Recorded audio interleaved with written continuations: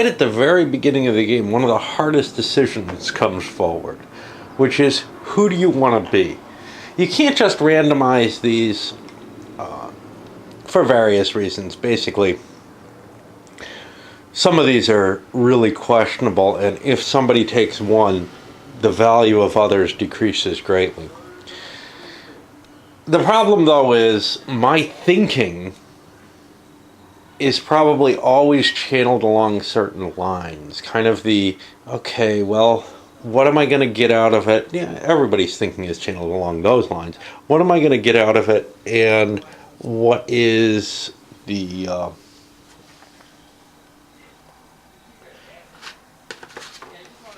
what's the safety to it? And my mind immediately directs towards one thing. So, for example, from my play of the game, I know the Holy Roman Empire is pretty cool because it's got so much territory. It's right in the middle. It tends to control land routes eastward. Alternatively, of course, the Spaniards are pretty cool because they tend to have a focus on the naval routes eastward. But my first player is going to pick one of the powers near the empire, and with the thought of, I want an opportunity to become the emperor. He's going to give the advantage in his own head between the two oranges. Now, there is a problem with this.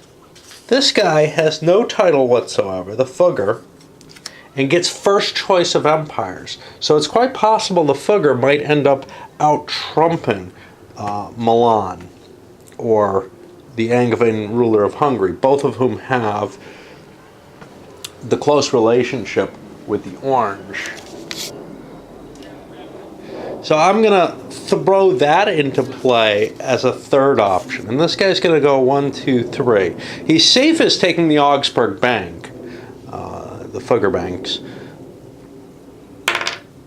But he's going to go with the Duke of Milan instead.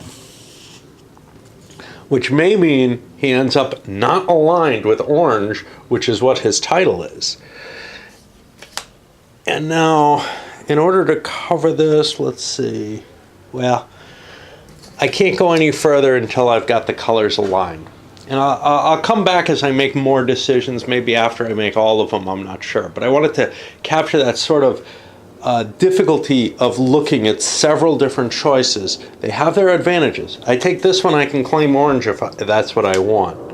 I take this one, though, and while I have a title to orange, I'm also close here in Milan.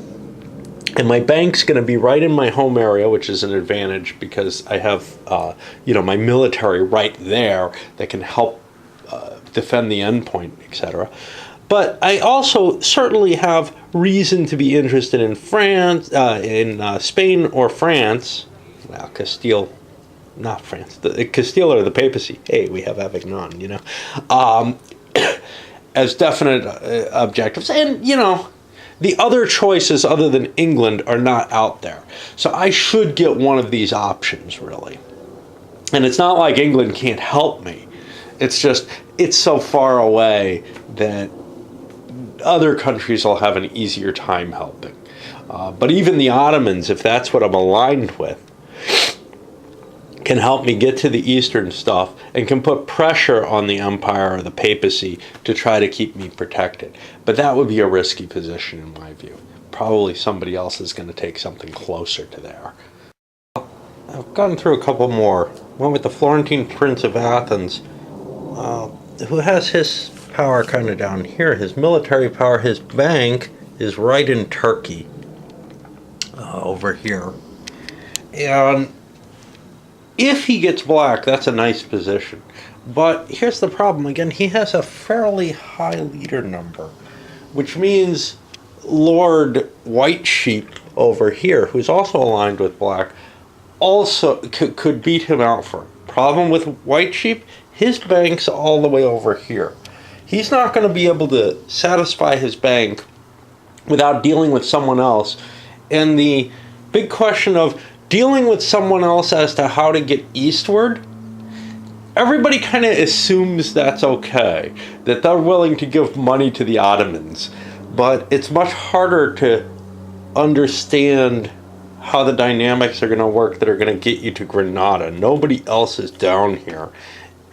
So that's kind of a hard pick to trump this one. This one, I believe, trumps, I hope, thinking the Byzantine Basilicus.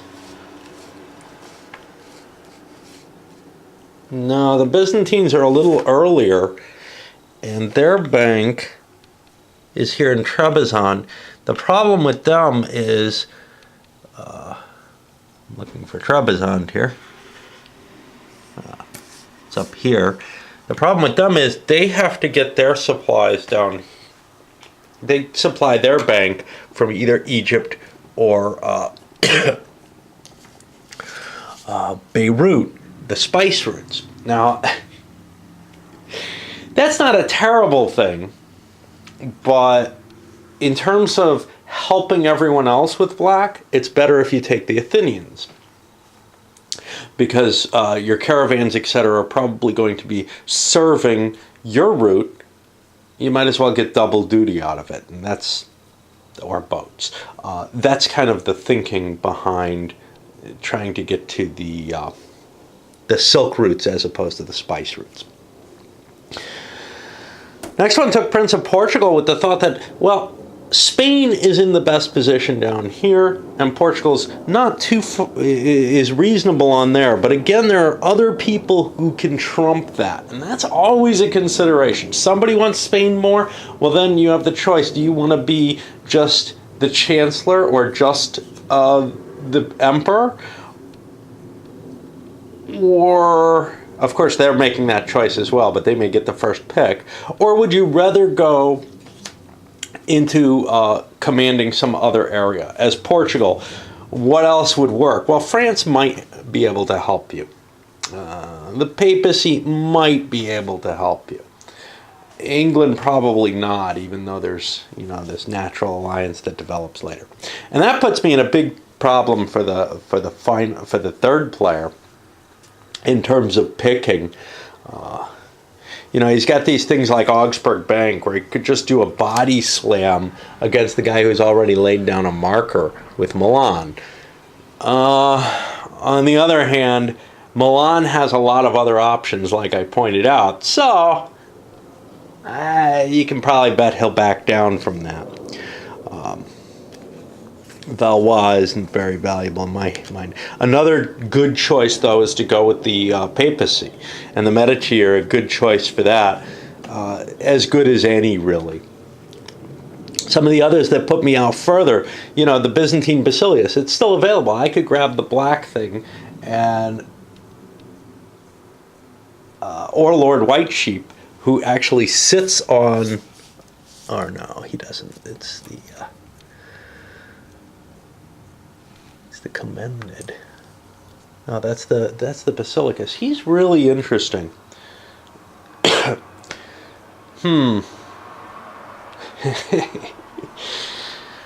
See, it's just, you know, you have this initial setup that's based on a creation of conflict right to begin with. And many times I play with I'm not going to conflict, I'm just going to run up, some last guy goes and takes Duke of York or some other red power with the thought of being that. But to tell you the truth, England is in sort of this weakest position in terms of helping the big merchant families. Oh well, I'll keep thinking. Okay, and the rest fell. Remember, we already have kind of two people desiring the Ottomans, and they may actually end up splitting it. That makes this kind of more questionable, the Sultan of Egypt. Now, Egypt is going to get last pick, but he's probably about as uninterested in England as anyone possibly can be. So he may well be dividing someone else's empire. The only person who also is in that position, Moscow is also in that position with a very long, the very late pick in the game, unaligned with any titles or anything like that. So he's not likely to inherit an empire.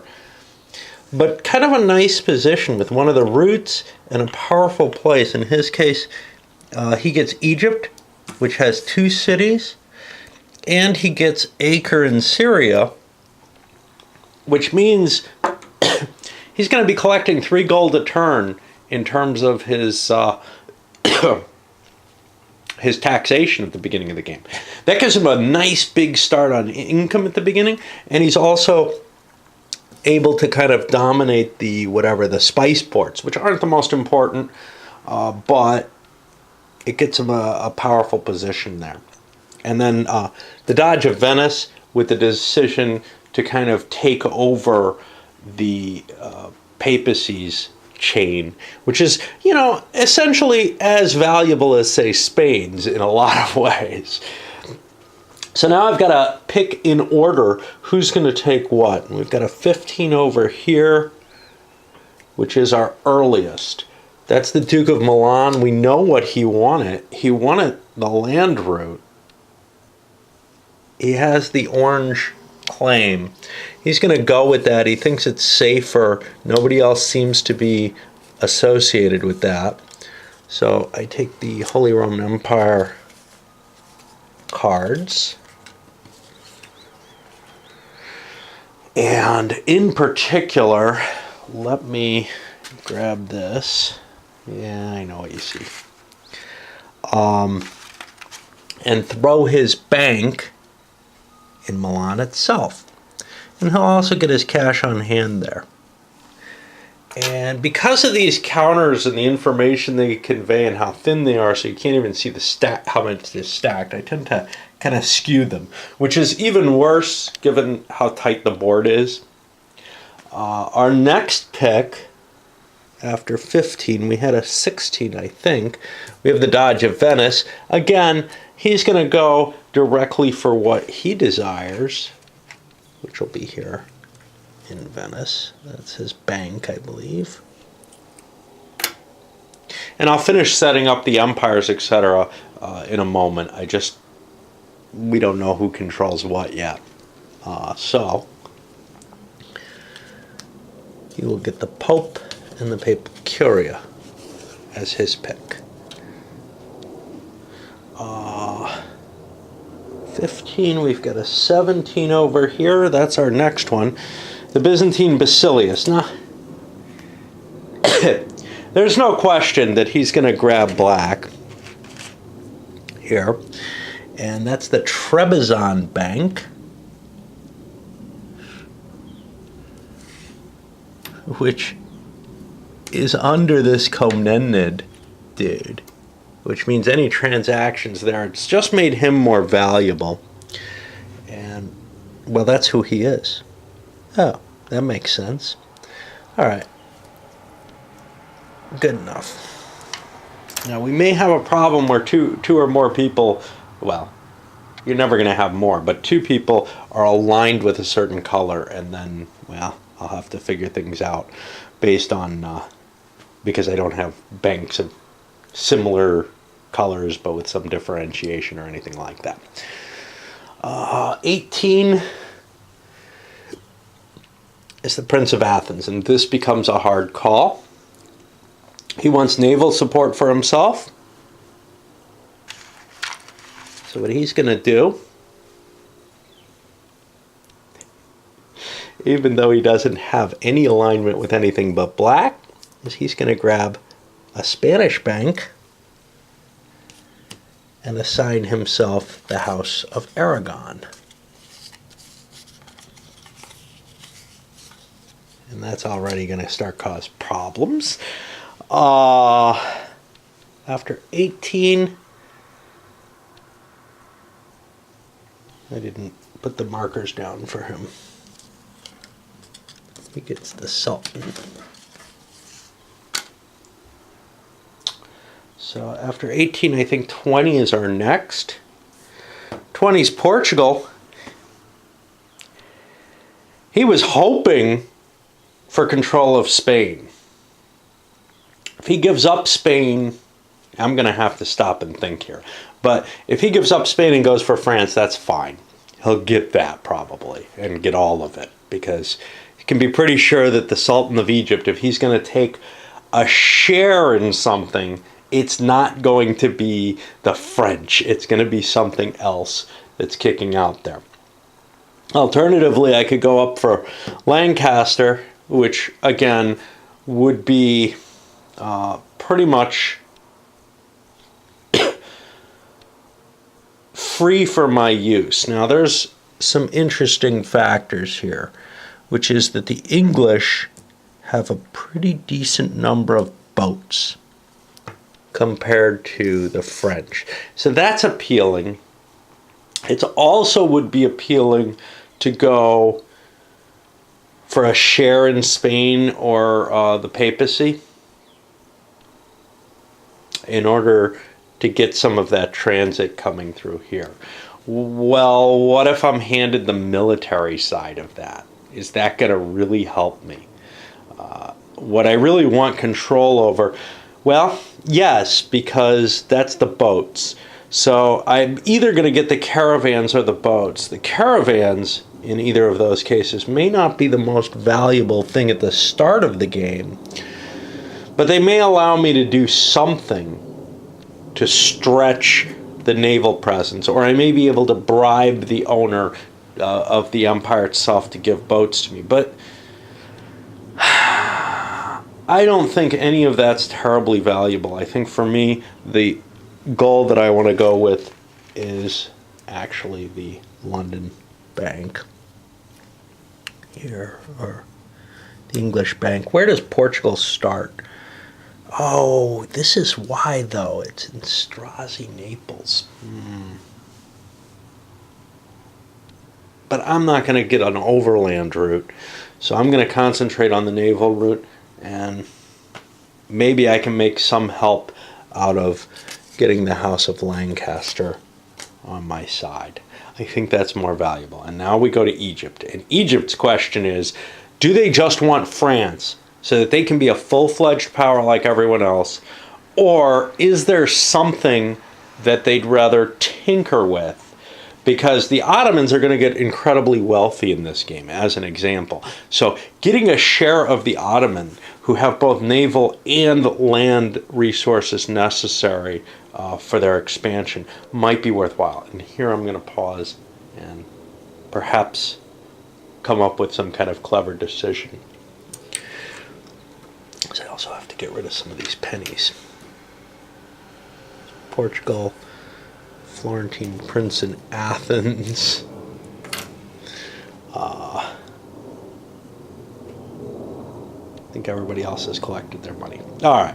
Okay, well, I'm still troubled over this decision, trying to think about it. You know, I've got this availability of an entire empire. I'd have complete control over it. I can use the taxation money, etc., to build armies as I like, move the armies, etc., but far away from me. Or the potentiality of grabbing something a little closer, which would be either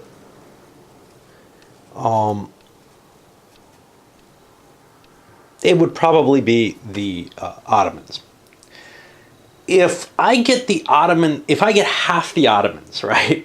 Let's assume I don't care which one, to tell you the truth. Let's assume I get the naval power for the Ottomans, though, which is the military power. Well, I have no capability to build navies. Who owns the Ottomans? He's going to be kind of pissed at me at this point to have to give up half his power. If he gives me this, he may not give me the funding for the military units that I feel like I need, which might make the Ottoman Empire a very particularly weak empire in this game, but it's closer to me. So let's say I have that military capability, but I don't have the fleets. Well, then I'm reliant on other people's activities.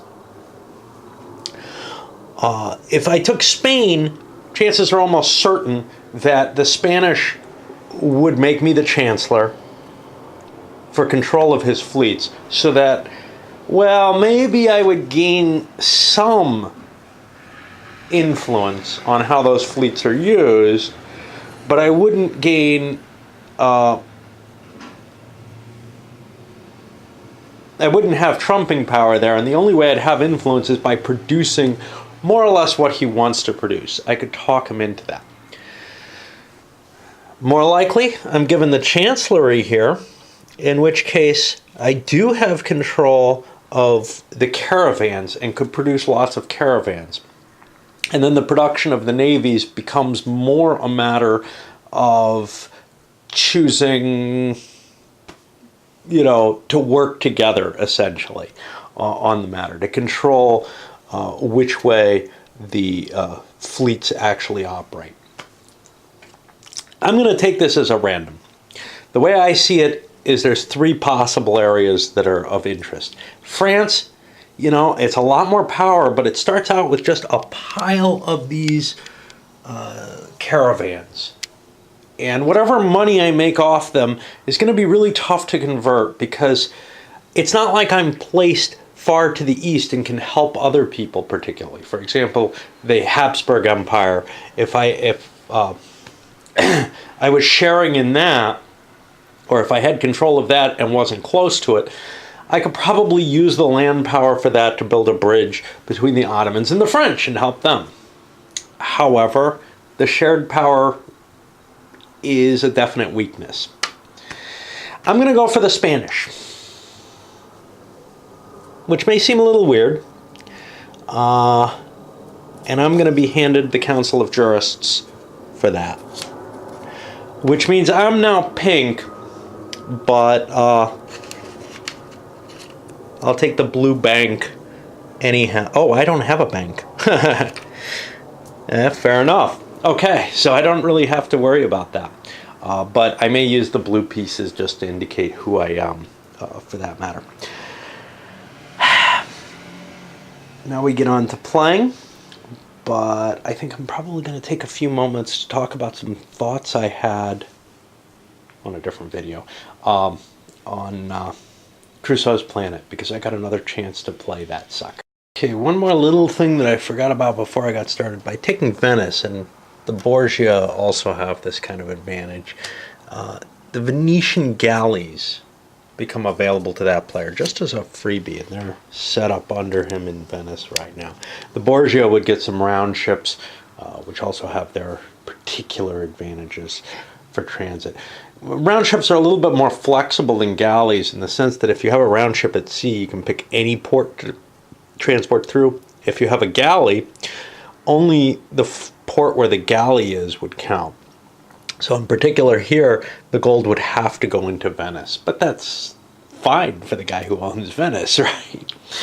All right, we're going to start things off. I've got a little deed here to mark my turn. If I need him, I can use him for something else. Countermix is a limitation here. I get to reveal the top spring card. Now remember, there are all kinds of lords available, and nobody has more than $2 at this point. So our first card is the Bruges School of Art and Hospital. This is an edifice, which means later in the game this becomes vital to creating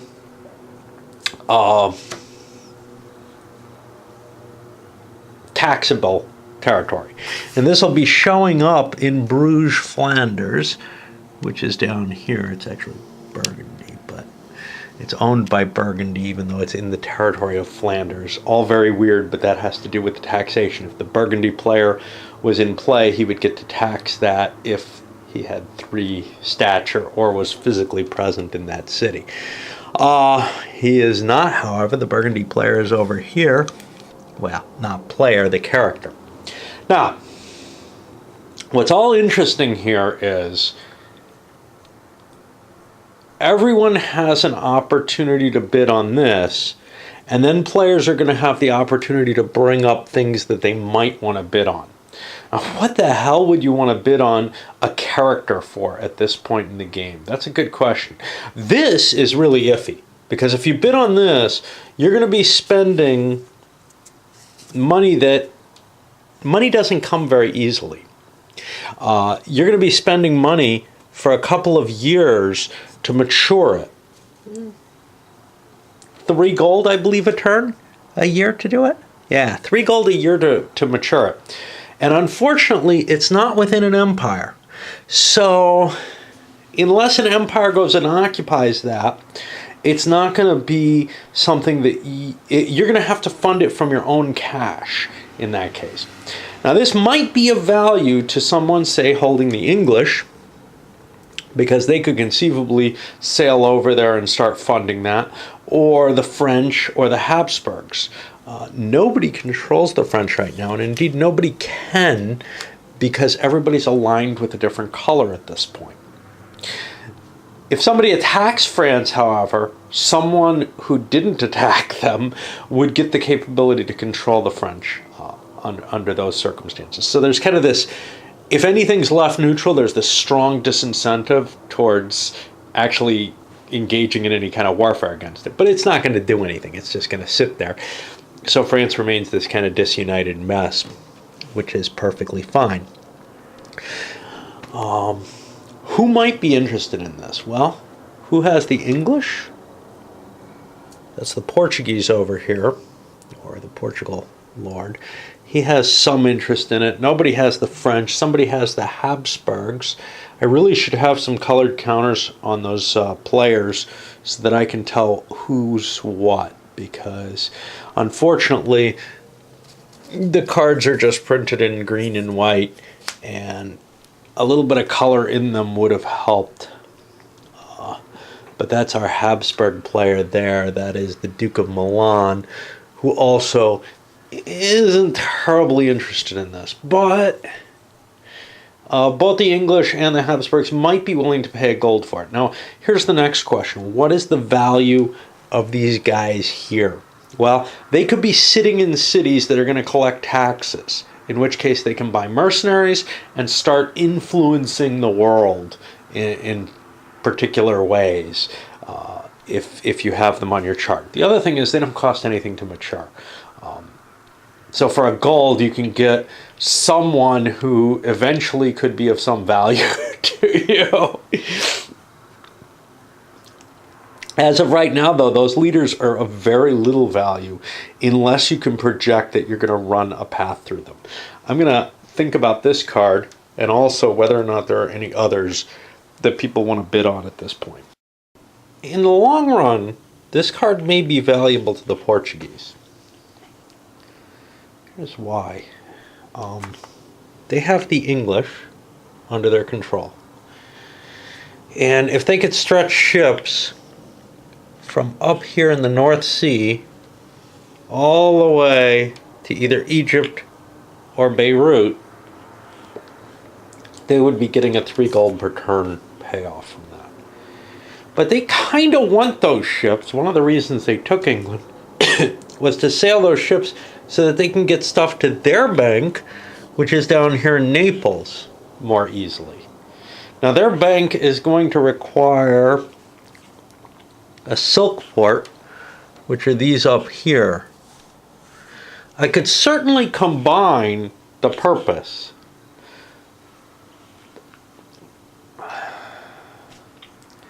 It's a hard judgment to just say no to something that could be valuable, but it's going to be this permanent drain on me if I can't get English troops there. Now, luckily for me, I control both the English powers, so I may be able to do this. Now, taxation comes here on the 6th round. That's when I'm going to get some cash for the English, which I was planning on using maybe for boats more. But if instead I build, I don't know, just one extra troop to ship over to get him to Bruges, I can make that part of the English Empire. It'll start paying taxes to England. And in addition to that, Bristol is part of York. York is this own guy over here. As part of that, I could also then try to supply it from back here. Maybe work out some kind of deal. To me, this is about a 50-50 odds of trying to make this work. I don't see anyone else doing this. The goal for the Habsburg player, his bank is Milan down here. It looks very similar to the red. I've got kind of I colored in a little with yellow to make it a little less. I colored all the Habsburg pieces with yellow to make them a little bit more distinguished. The game components are really crappy, as I've mentioned. But his goal is to run a supply train from Milan out to here somewhere to be able to get himself some level of, to get the silk or whatever, the silk moving down into his bank so he gets 3 gold per turn. That's what he's going to be aiming for. He doesn't see any real possibility of getting those spices on his own at all, and maybe not being terribly valuable towards getting them to anyone else. So he's not interested in this. I think the English Portuguese are going to pass on it too. So it goes over into a discard, and it's really no longer available unless there's some kind of M card that allows you to pull up discards. I don't know if there is in this one. There is the possibility that if someone were to come in and join the game later, they could then take that, I believe, for 1 gold and start capitalizing it at that point. Now we have the interest of, well, what are interesting people to have? And I believe the Habsburgs are going to bid a gold on the Hungarian leader because they're planning on running their path through Hungary.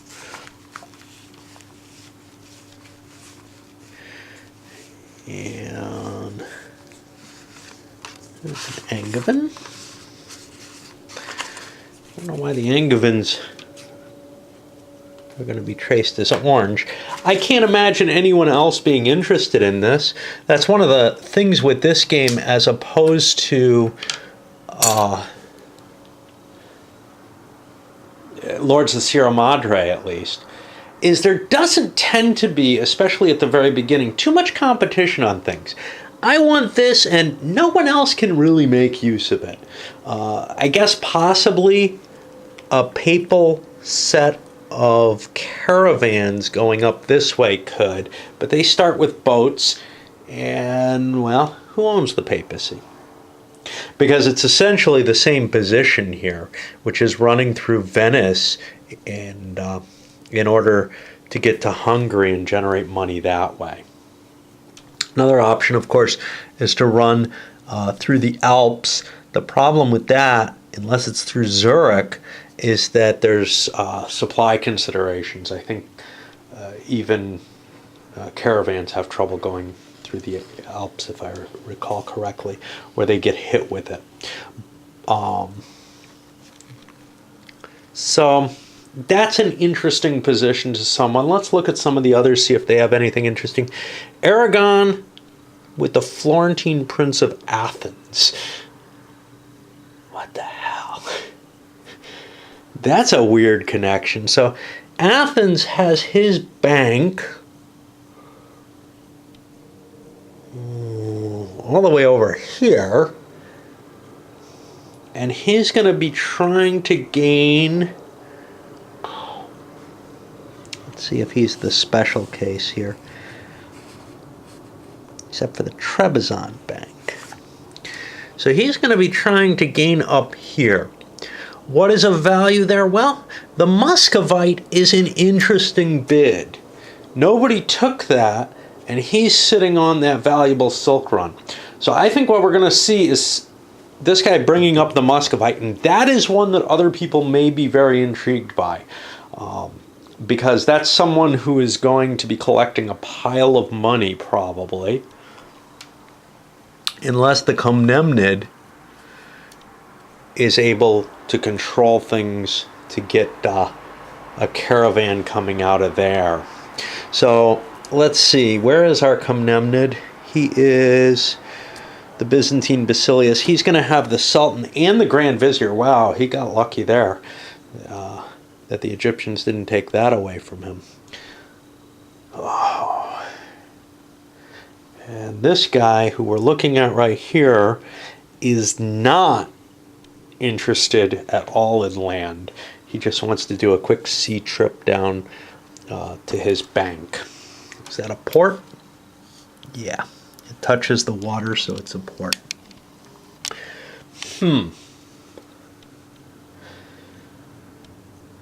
So he's definitely going to support that. And basically we're going to see, the question then becomes, well, how much is this guy worth?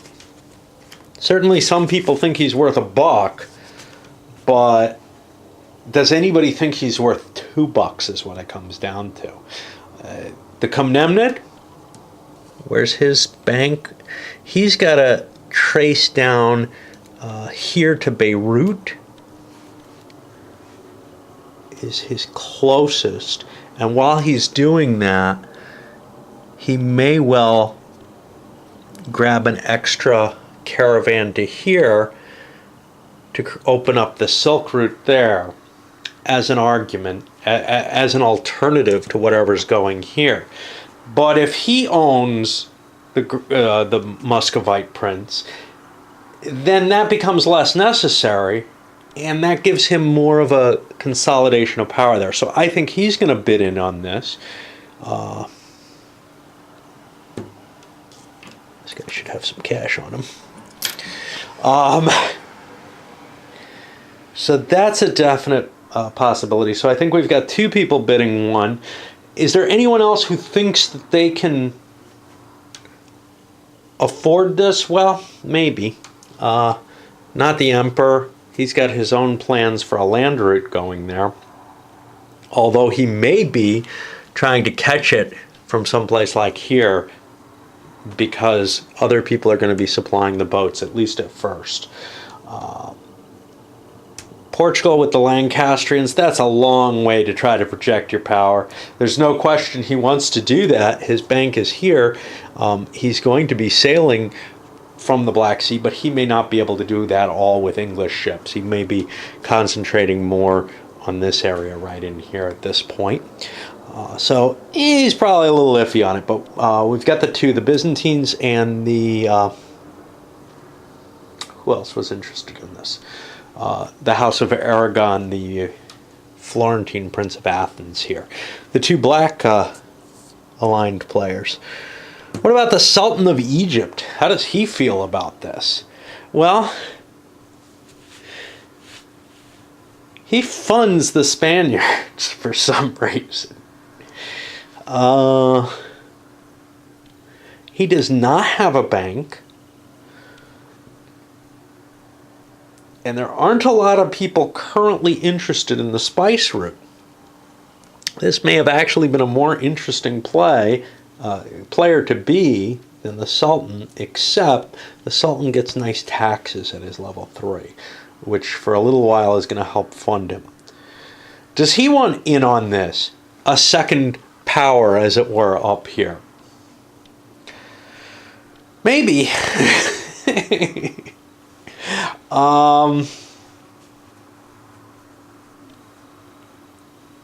Seems a little iffy to me. He's definitely not going to go to 2 on that. Yeah, he'll go to 1 as well. So basically what we've got is people kind of putting a bid forward here on this. And we'll see if anybody goes to 2. What about Venice? How does Venice feel about this? Well, this is definitely right in Venice's alley in terms of where they're going to get their stuff. They too will bid 1. Now comes the question. You willing to sit with 1, or do you want to go to $2 on this? $2 is a major investment. It means you're not going to get anything else this turn.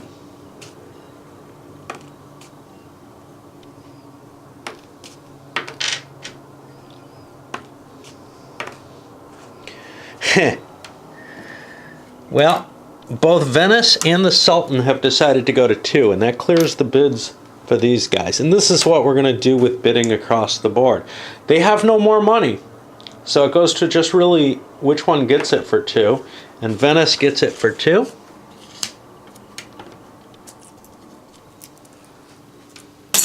Money goes in there, and he's blown his cash on this.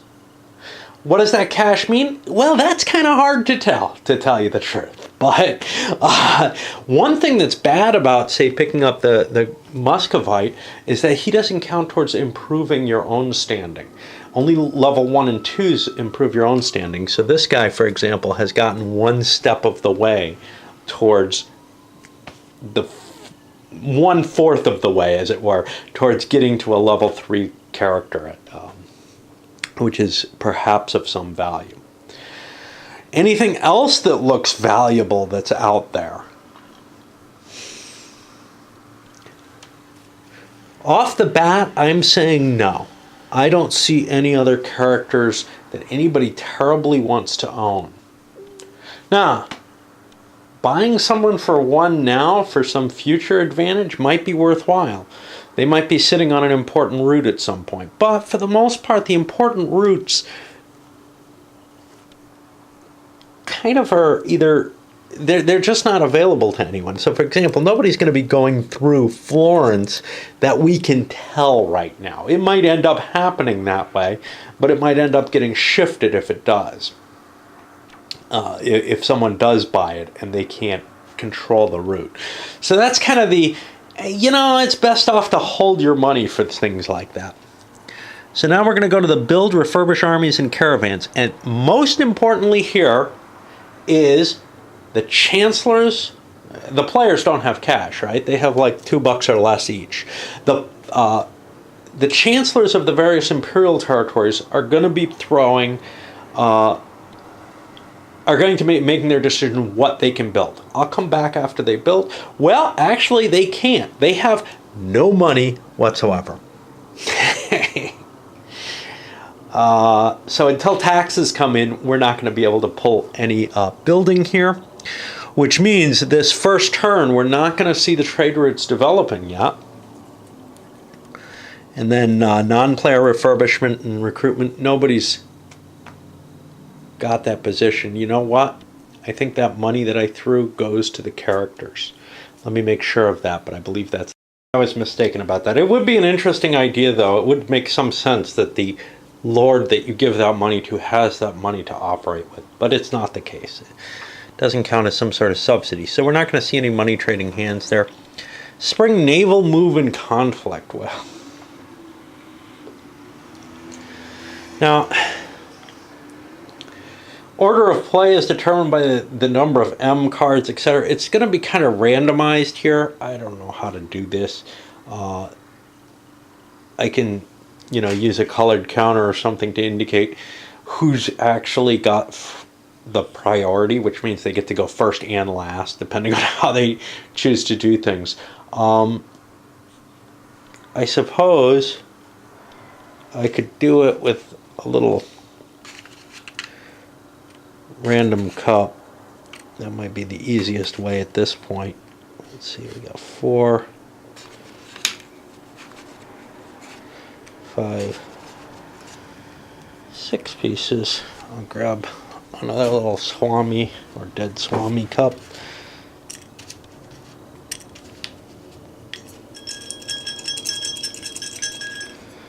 And everybody's equal right now, so it's all random. So I'll just position this. I don't know where to put them. I can put them on the turn marker. Now we have a notional blue player who's going to be the Egyptian.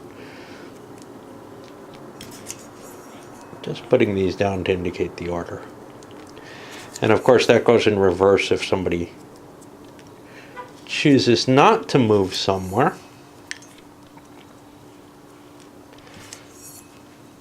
Alright.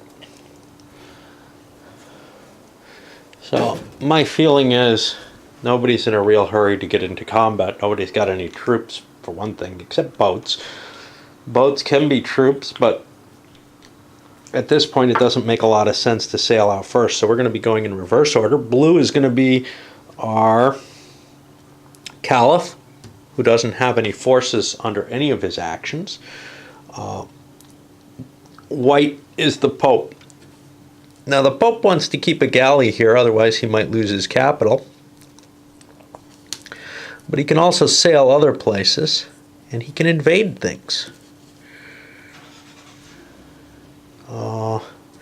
Movement is, I think, 5 movement points. Does it explain here?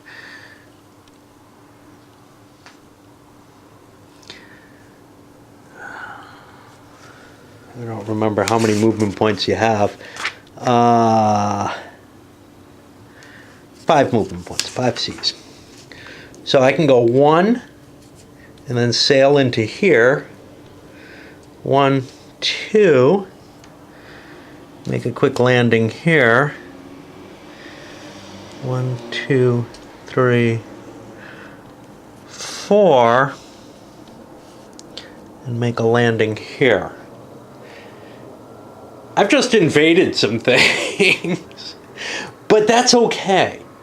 These are just sort of default ownership. Now, those kingdoms may wish to retain their right to those things because they get taxation off them. The papacy has just taken Messina, and it's going to get the taxes from that now. That could be somewhat problematic, right? It was them. We go to the Spaniards. The Spaniards also have a bunch of galleys.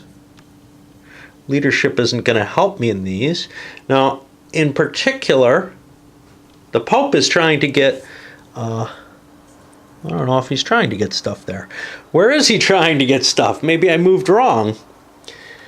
The Pope is trying to get stuff to Venice. He doesn't really care about Rome.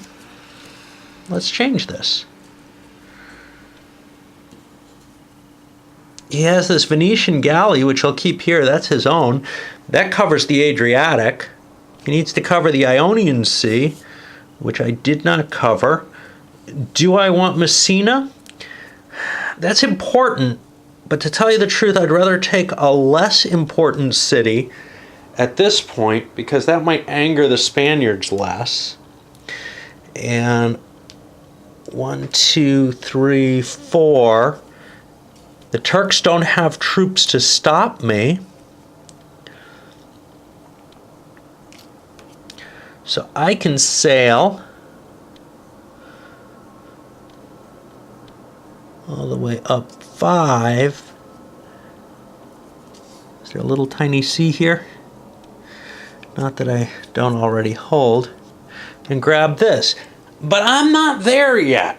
I need somebody to put a boat up in the Euxine Sea for me to be able to transfer the goods to my bank.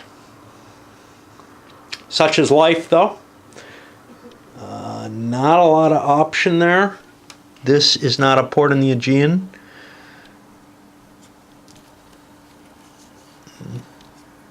Why is there a white caravan here?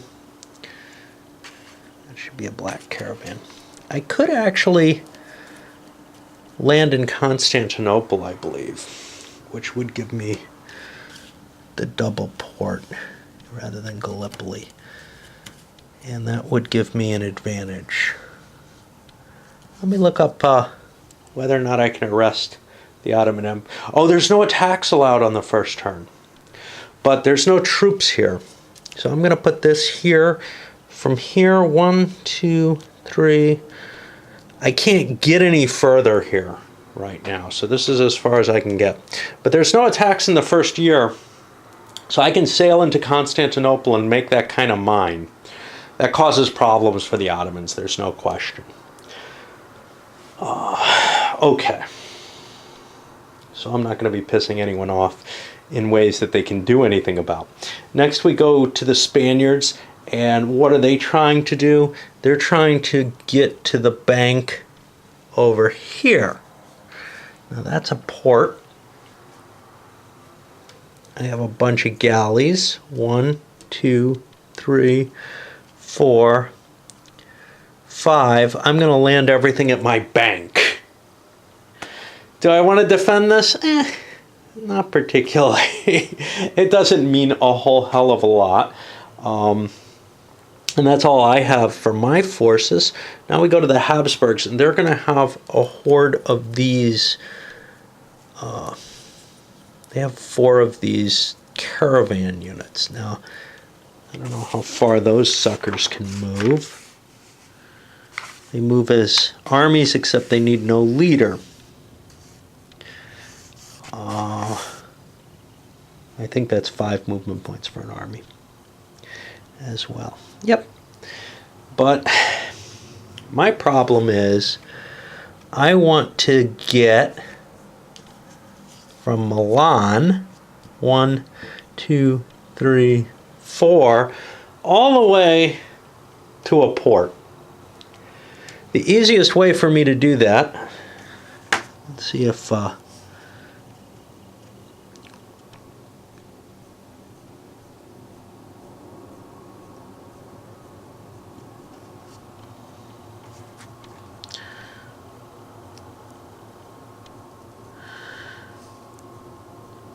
trying to remember if there's a additional cost for moving through the alpine areas. Yes, there are 4 to move through. So remember, I only have 5 movement points. So 4, 5. I'm going to move this into Milan itself with my bank. That gives me 1. 4, 5. I'm going to move here into Mantua because I can't really trust that galley not to attack me next turn or something. Of course, that doesn't take Mantua over. As a matter of fact, I don't have to actually move into the town. I think caravans have the option of being in or out. Anyway, I'll stay outside the town for now. That's gonna, if the Pope or the papacy in Venice produce a route that gets them to Venice, that connects me in. And now from here, 1, 2, I go to Hungary. And well, Carniola is not particularly valuable. So what I'm going to do, 1, 2, 3. What I'm doing is I'm pushing my forces towards a pure overland route. Right now I'm not in a position to take advantage of that, but eventually I hope to be. And I'm also setting up my trade route in case the papacy's route ends up working. Okay. That was the Habsburgs. I've ignored the English. They should have gone. Who's running the English? The Portuguese are. They have a bank in Strozzi, Naples. Well, I've got all these round ships. Did I buy that thing? No, I didn't. 1, 2, 3, 4, 5. I'm going to sail through here. I'm allowed to be at sea. And what I'm trying to do is get the route to this bank using the English Navy. Okay, and finally the Turks, who have almost nothing at the beginning of the game. And unfortunately, are they the split force? No. The Basilicus has that entirely. So my goal is to get my bank, which is with the Komnenid, to get to a spice harvest. That I cannot do, but I can flee Constantinople because it's fallen.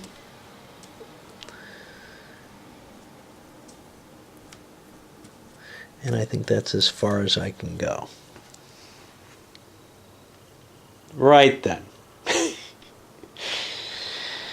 Let me make sure the no attacks does not preclude people from landing in places, because I am a little bothered by seizing territory at this point in the game. I'm afraid this is problematic.